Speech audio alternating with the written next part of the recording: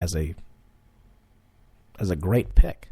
But if you look at their roster, they do have all-stars on it. I mean, Kyle Lowry could be a potential all-star. Terrence Ross is pretty good. DeMar DeRozan is a great player. I mean, he's injured, I believe, at this time. But DeMar DeRozan can put up 20, 25 points a night if he wanted to. Jonas Valanciunas, who's, again, a really good center. James Johnson at small forward. And Amir Johnson, who is finally living up to the potential as a player when he first came onto the league. And again, it's all about depth. You look at the depth for this Toronto team. You have Gravis Vasquez, he had dirt from Maryland. As his backup, you do have Lou Williams and Terrence Ross, again, as his shooting guard backups for DeMar DeRozan, Patrick Patterson, the former Kentucky product, and Tyler Hansborough for a power forward. At center, you do have Chuck Hayes, who, while he's undersized center, he's very good. And Landry Fields at small forward as a backup. Depth in the NBA is huge in the postseason. You could always see that with the San Antonio Spurs. They always had the right pieces. And of course, Chicago, Washington, they have stars.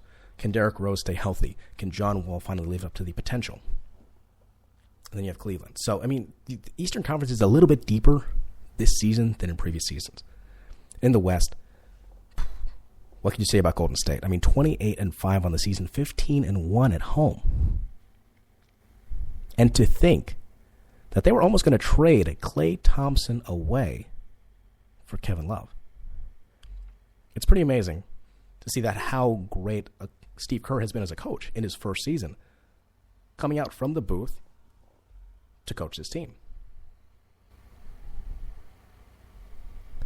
When Mark Jackson got fired, it was there's a lot of mixed emotions, obviously, because he had progressed this team pretty well from what they were previously, and Steph Curry has been healthier, he's been a more active player, he's one of the top 5 players in the league.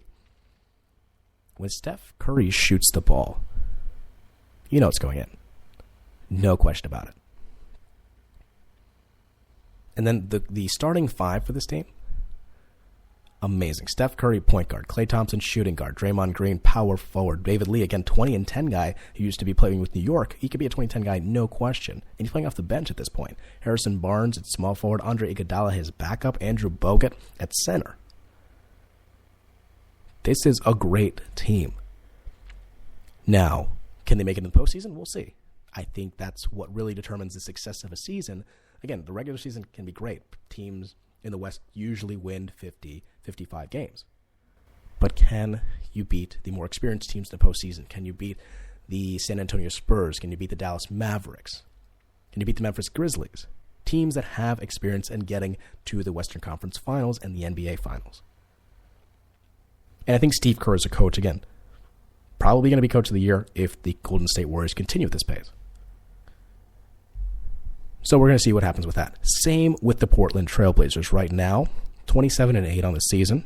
They're playing Miami in about an hour or 45 minutes. Again, at 10:30 Eastern on TNT. One thing that I do like, again, the reason why the Portland Trailblazers have maintained success, even without Robin Lopez, is their depth on the bench. Obviously, Damian Lillard, what a player he is. He's, again, one of the top 5 point guards in the league, in my opinion. You have Wesley Matthews, a great player. LaMarcus Aldridge, a great player as well. Nicholas Batum, he's gotten better this season. And I think that's one thing that needs to happen if the Trailblazers are going to make it far in the playoffs. And with the injury to Robin Lopez, they have 3 backup centers who in the last couple weeks have played very well. Joel Freeland, he's picked up a lot of boards. Chris Kaman as well, he's very physical on the defensive end of the ball. And Myers Leonard is shooting threes. Are you kidding me? Myers Leonard is shooting threes. That said, this is a Trailblazers team when healthy, and when shooting the ball very well, can beat almost any team in the league. Now again, the success is determined by the postseason. Whether or not they're able to do so, we'll see. So then you go down Memphis Grizzlies very well. Dallas Mavericks is where I'm going to stop. They acquired Rajon Rondo from the Boston Celtics. The big question is that the key to put the Dallas Mavericks over the top? Dirk Nowitzki's getting up in age. He's getting there. So I'm not sure how much longer Dirk Nowitzki has left.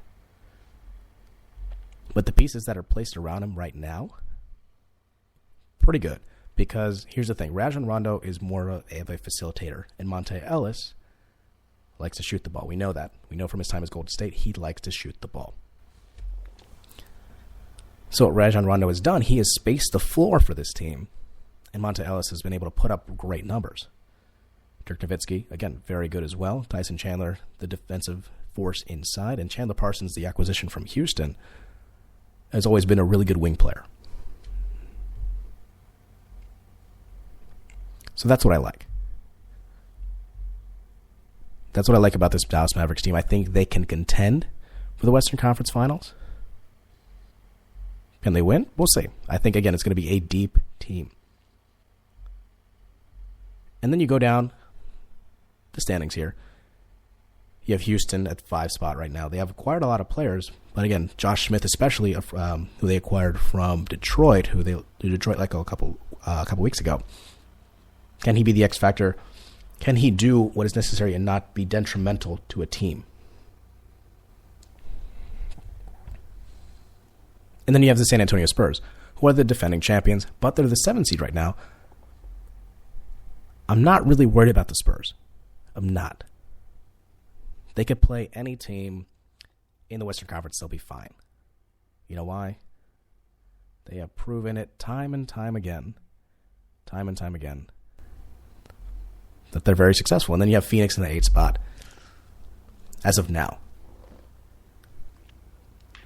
Oklahoma City is sitting in the 10th seed right now at 17-19. Obviously, they did not have Kevin Durant and Russell Westbrook for the beginning of the season, which put them in a little bit of a hole. Now, the most difficult part is going to be whether or not they're able to pull out of this. Right now, they've lost 2 straight. They're 500 in their last 10 games. If Oklahoma City can get to the postseason, they're always a scary team. But again, it's a matter of overcoming those odds from an early deficit and getting back into the playoffs. Okay, perfect. But that will be it for NBA right now. Right now, I'm going to take a short break, and then I'm going to leave you with one final thought. Again, inspiring the uninspired. It's pretty amazing when you think about that. And you do have one man to thank for it, of course. And he's been an inspiration. So we'll talk about that in a minute. Here is Midnight City by M83. You're listening to the Spicy Sports Show with Sam Cerrone on Spreaker Radio.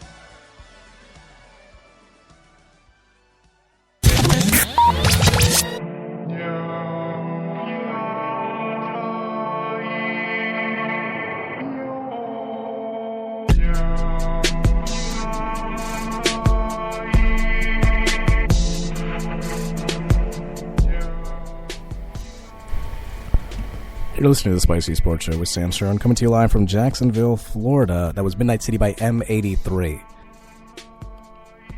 It is great to be back, honestly. Thank you so much again for everyone who's texted me throughout the night. Again, from Portland to back home in Pennsylvania and D.C. Thank you so much for tuning in. It's been amazing tonight.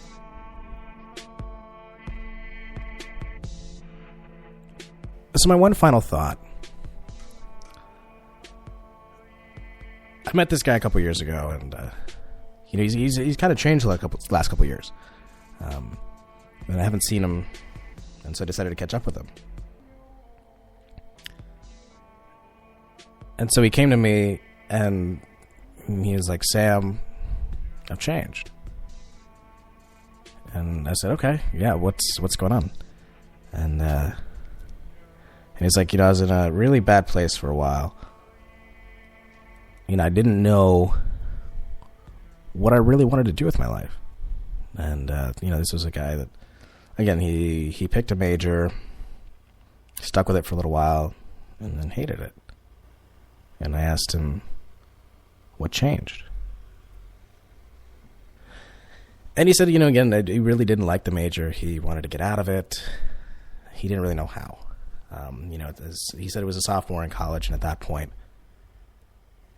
he thought he was stuck with it. He thought he was going to stick with that and graduate with it. And he said, "Okay, so what changed?" And he said that he needed to sleep on it. He talked to a professor who brought him into his office, and he said, "I know you have the potential for something, but it's not this. What do you really want to do?" And he said, "I don't know. I should sleep on it, and I'll figure it out." So he slept on it. He crashed in his futon, and he woke up the next morning listening to that music. Da-na-na, da-na-na. And, of course, who was on that TV? I asked. Because, obviously, we all know all sports center characters.